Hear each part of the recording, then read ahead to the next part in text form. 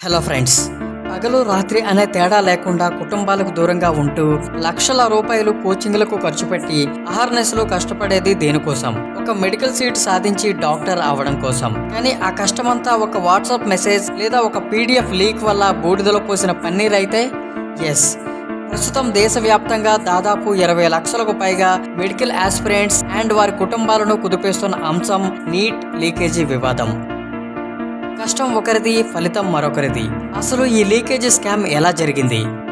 పరీక్షకు ముందే social media వేదికగా టెలిగ్రామ్ అండ్ వాట్సాప్ గ్రూపులలో ఒక గెస్ట్ పేపర్ వ్యాపించింది. ఇన్వెస్టిగేషన్ లో తెలిసింది ఏంటంటే అందులోని ప్రశ్నలు ఒరిజినల్ నీట్ క్వశ్చన్ పేపర్ తో చాలా వరకు ఎగ్జాక్ట్ గా మ్యాచ్ అయ్యాయి. లక్షల రూపాయలు వసూలు చేసి ఎగ్జామ్ కి ముందే క్వశ్చన్ పేపర్ లీక్ చేసిన పేపర్ లీక్ గ్యాంగ్స్ ను సిబిఐ అండ్ వివిధ రాష్ట్రాల పోలీసులు రంగంలోకి దిగి అరెస్టు చేశారు. పరిస్థితి ఎంత తీవ్రంగా మారిందంటే స్వయంగా నేషనల్ టెస్టింగ్ ఏజెన్సీ ఈ పరీక్షను రద్దు చేసి తిరిగి రీ ఎగ్జామ్ నిర్వహించాల్సి వచ్చింది. ఈ వ్యవహారంపై అత్యున్నత న్యాయస్థానం సుప్రీంకోర్టు తీవ్ర ఆగ్రహం వ్యక్తం చేసింది. ఈ లీకేజీ వల్ల కేవలం విద్యార్థులే కాదు, వారి ఇల్లు, కుటుంబాలు కూడా తీవ్ర మానసిక క్షోభకు గురయ్యాయి అని కోర్టు స్పష్టం చేసింది. ఎన్టీఏ పనితీరుపై, నిర్వహణ లోపాలపై తీవ్ర విమర్శలు గుప్పించింది. మరోవైపు కేంద్ర ప్రభుత్వం దీనిపై స్పందిస్తూ లీకేజీలకు బాధ్యుతులైన వారిపై కఠిన చర్యలు తీసుకుంటామని, ఫాస్ట్ ట్రాక్ కోర్టుల ద్వారా శిక్షలు పడేలా చేస్తామని ప్రకటించింది.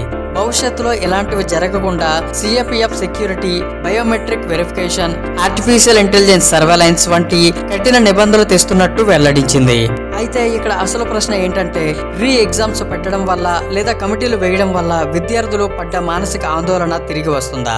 సంవత్సరాల తరబడి ఒకే పరీక్ష కోసం సిద్ధమయ్యే విద్యార్థులకు సిస్టమ్ ఇచ్చే భరోసా ఇదేనా? చట్టాలు ఉన్నాయి, శిక్షలు పడతాయి అని చెబుతున్న ప్రతి సంవత్సరం ఏదో ఒక పోటీ పరీక్ష లీక్ వార్తలు రావడం సిస్టంలోని లొసుగులను ఎత్తి చూపుతోంది. విద్యార్థుల భవిష్యత్తుతో ఆడుకునే వారిపై రాజీ లేని చర్యలు తీసుకోవడమే కాకుండా రాబోయే రోజుల్లో లీకేజీలకు తావులేని రీతిలో ఒక బలమైన డిజిటల్ లేదా పారదర్శక వ్యవస్థను తయారు చేయాల్సిన బాధ్యత ప్రభుత్వంపై ఉంది. దేశానికి వెన్నెముక లాంటి విద్యార్థుల భవిష్యత్తు పారదర్శకంగా ఉండటమే ఏ ప్రభుత్వానికైనా ముఖ్యం. మీ అభిప్రాయాన్ని కామెంట్స్ లో పంచుకోండి. ఈ సమాచారాన్ని తోటి విద్యార్థులకు షేర్ చేయండి. మరిన్ని లేటెస్ట్ అప్డేట్స్ కోసం మన ఛానల్ను సబ్స్క్రైబ్ చేసుకోవడం మర్చిపోవద్దు. Thank you for watching. జై హింద్.